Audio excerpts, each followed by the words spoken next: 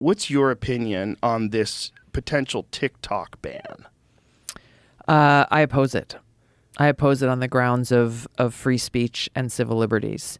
This is, speaking of fomenting fear, this is one of those pieces of legislation that's, if you just read the talking points for those who support it, and it's supported by many people in Congress on both sides of the aisle, you think like, oh my gosh, we've got a national security risk and you've got concern for our kids and all of this other stuff.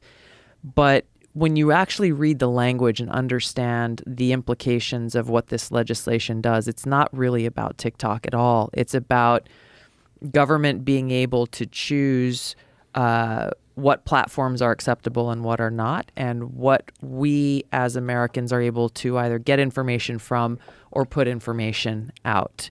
And then you look at, okay, well, if they're giving themselves that authority, how will it then be enforced? Then you get into the civil liberties concern of the Fourth Amendment, of government overreach and trying to figure out, okay, well, now I'm going to have to look into your phone and figure out if you're the guy who's using the VPN to illegally download this app.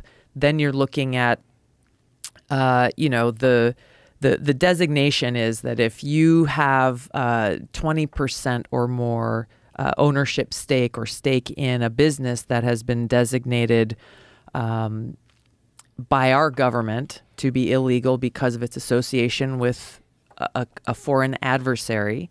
There are a few countries listed there, but the president would have the power to designate any other country a foreign adversary without any kind of, Congress wouldn't have to take action. It's a unilateral move.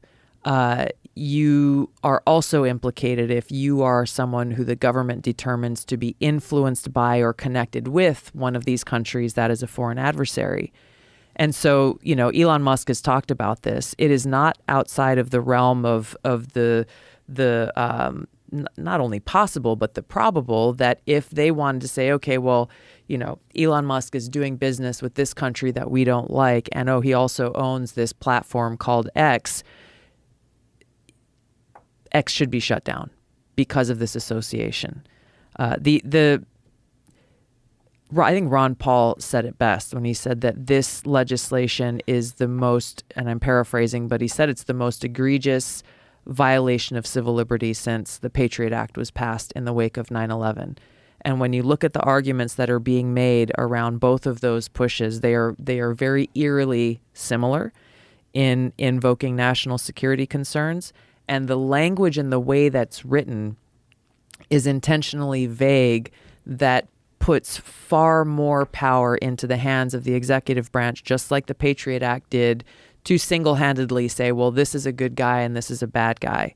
And that has a direct implication on Americans. And wasn't there another recent thing that passed that allows more observation of people through cell phones? Yes. And both of these things were actually wrapped up into that same bill that just passed through. They lumped together a whole bunch of different things. They were separate previously, but the thing that the TikTok ban was lumped together with was the bill that would reinstate or extend the FISA authorities, the Foreign Intelligence Security Act authorities, for another 2 years. Section 702 of FISA gives our government the authority to surveil foreign actors, essentially, to try to identify terrorist threats. But part of that is they have the ability to capture all of the conversations. If you talk to somebody in another country that they're interested in, they can then go in and capture all of your information as an American citizen. And they can do this without a warrant. This has been in place for quite some time, but this legislation that was just passed recently expanded those authorities so they can go and actually look at like your Wi-Fi history. If you're connected to Wi-Fi, they can look at everything that you did connected to that Wi-Fi signal and in some other ways. It took an already bad problem and made it many, many times worse. And again, they're just saying, well, it's for national security. The problem here is... That's the thing they always say. That's the thing they always say. And it's like, I think it was Benjamin Franklin who said if you are choosing security over liberty, you will neither be secure nor will you have liberty. That's not an actual quote, but that's basically the point here. And that's the false choice that so many of these politicians are forcing on the American people is you can either be less free and more safe, or you can be more free and, oh, by the way, you're going to invite more terrorist attacks or more national security incursions on our country. And it's just BS. It is BS. It's also very un-American. It is. And here's the problem with government overreach. The government is just people. Yeah. That's the problem. Like, if you thought of them as something other than a 3-letter name like DEA, CIA, NSA, just a bunch of people. Yep.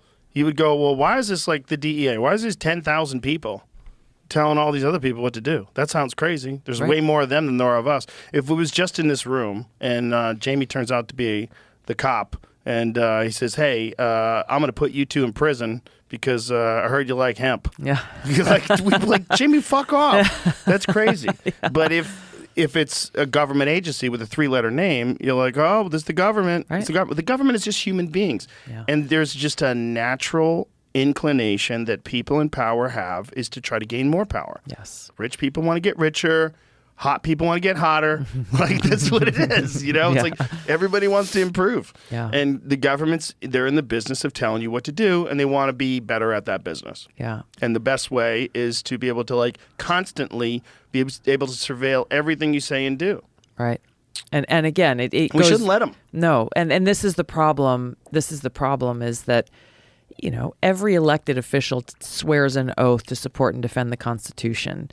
Yet, as we saw with this most recent example, they are so ready to undermine our Fourth Amendment rights in the Constitution in the name of national security. And I know some of them are doing it with good intention, but without actually considering that the challenge and responsibility of those in government and those who have this power is to strike that correct balance between ensuring that our liberties and our constitutional rights are protected. You swear an oath to do this when you take this job, while also ensuring, okay, well, we can do both and we must do both. We can be safe and secure and also be able to live free without worrying about every time you pick up your phone or you make a phone call wondering if the government is surveilling us. Check out my book, For Love of Country, for sale right now at tulsigabbard.com.